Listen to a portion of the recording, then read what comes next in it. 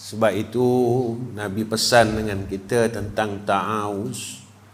Allahumma inna na'udzubika min fitnatin nisa wa min fitnatid dunya wa min fitnatil mahya wal mamat wa min fitnatil qabri wa min fitnatil masihid dajjal. Ya Allah, kami berlindung daripada fitnah perempuan, fitnah dunia, fitnah hidup dan mati, fitnah kubur, fitnah dajjal.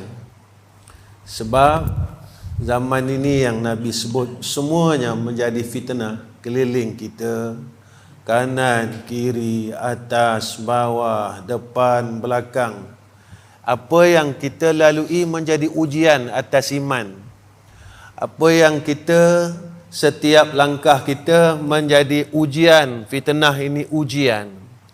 Ujian atas iman, ujian atas Islam. Sama ada kita mampu mempertahankan atau tidak. Yang ni kita kena berharap dengan Allah.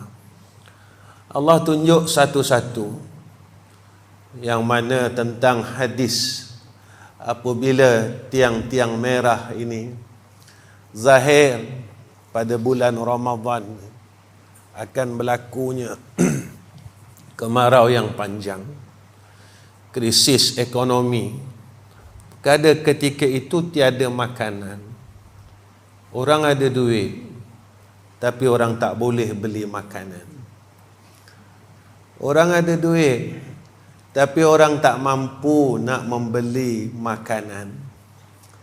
Apakah tanda itu telah mula dizahirkan oleh Allah?